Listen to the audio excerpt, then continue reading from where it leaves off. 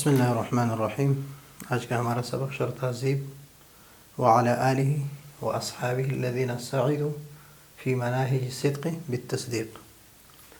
وعلی آلہ اصلہ اہل بدلیل اہیل خص استعمال فی الاشراف وآل النبی عطرۃ والمعصومون قولہ واصحابہ الذین ادرکوا صحبۃ النبی علیہ السلام مع الایمان المناہج وهو الطریق الواضح۔ یہ ہے آج کا سبق۔ سب سے پہلے اختلاف ہے اہل میں کہ آل جو ہے لفظ آل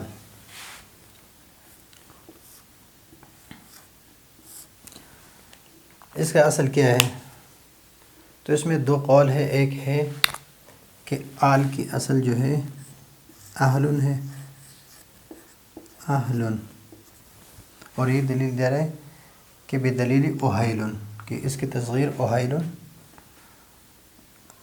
آتی ہے، تو اس وجہ سے یہ آل جو ہے اس کی اصل اہل ہے اور آل کی تصغیر جو ہے اہیل ہے۔ لیکن ایک قول اس میں یہ ہے کہ آل، امام کسائی رحمۃ اللہ علیہ فرماتے ہیں کہ میں نے سنا ایک فصیح عربی سے کہ وہ آل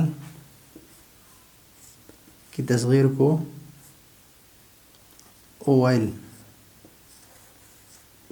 پڑھ رہا تھا اور اہل کی تصغیر کو اہیل پڑھ رہا تھا۔ تو یہ ہے اس میں اختلاف۔ تو اس وجہ سے فرما رہا ہے کہ بدلیل اہیل کے آل کی تصغیر جو ہے اہیل آ رہا ہے، تو اس کی اصل کیا ہے؟ اہل ہے۔ اور اس میں اہل سے آل کس طرح بن گیا؟ یہ پہلے تھا اہل، تو ہا کو حمزہ سے بدل دیا، ہا کو حمزہ سے بدل دیا اہل، اور پھر اس حمزہ کو اس اعراب کی وجہ سے یعنی اس حرف علت سے بدل دیا، تو اہل ہو گیا، الف سے بدل دیا تو آل ہو گیا، اور پھر تو یہ ہے اس کی اصل۔ تو یہی فرما رہے کہ اصل جو ہے آل کی اصل کیا ہے؟ اہل بدلیل اہیل، اس لیے کہ تصغیر میں اور جمع میں جتنی بھی اصلی حروف ہوتے ہیں وہ واپس آ جاتے ہیں اور جمع ہو جاتے ہیں۔ خص استعمال فی الاشراف، آل اور اہل میں فرق یہ ہے کہ آل جو ہے یہ ذوی العقول کے لیے،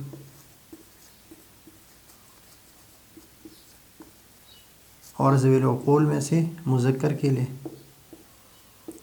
اور مذکر میں سے اشراف کے لیے استعمال ہے۔ تو ذوی العقول مثلا آل العلم نہیں کہہ سکتے، آل العلم نہیں کہہ سکتے، آل اللہ نہیں کہہ سکتے، آل جبال نہیں کہہ سکتے، مختلف جز ذوی العقول نہیں ہے۔ مذکر کے لیے یعنی مؤنث کے لیے بھی آل فاطمہ نہیں کہہ سکتے، اور اشراف میں یعنی وہ شرافت چاہے دنیاوی ہو یا اخروی ہو، آل فرعون، آل موسیٰ، آل ہارون، یہ سب اشراف ہیں، اور شرافت جو ہے وہ دنیاوی ہو یا اخروی ہو۔ وآل النبی عطرتہ المعصومون، عطرتہ اولاد النبی المعصومون، یہ شارح جو ہے یہ اصل میں فرقہ امامیہ والا ہے، تو اس وجہ سے اس نے یہ کہا کہ المعصومون، ہمارے اہل سنت والجماعت کے نزدیک معصوم جو ہے وہ صرف اور صرف انبیاء کرام ہے، انبیاء کرام کے علاوہ کوئی معصوم نہیں ہے۔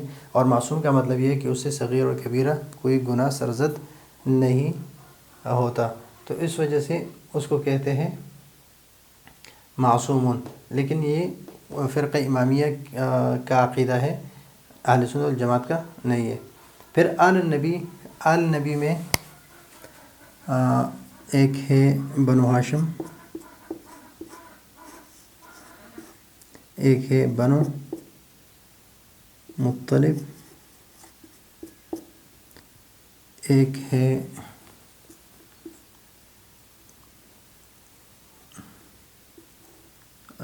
حضرت فاطمہ کی اولاد،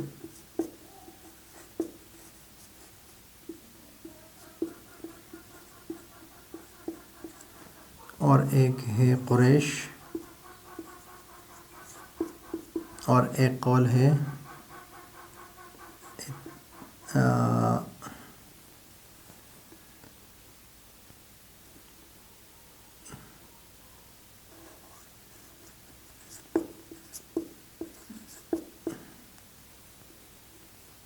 جو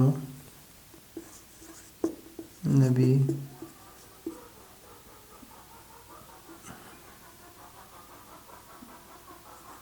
ہر مومن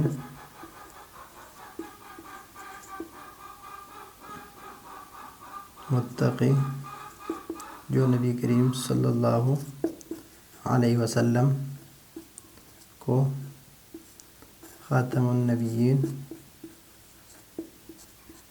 مانتے ہیں۔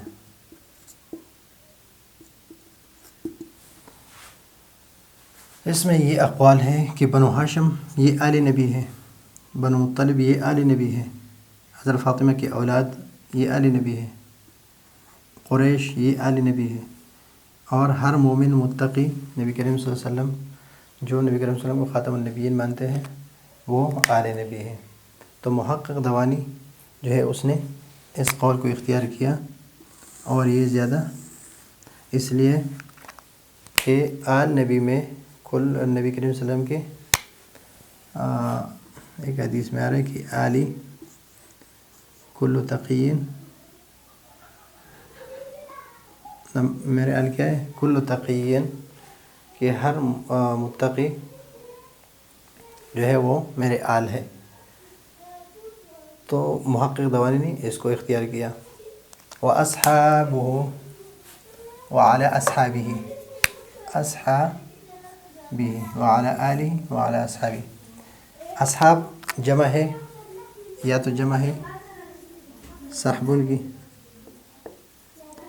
یا صاحب کی،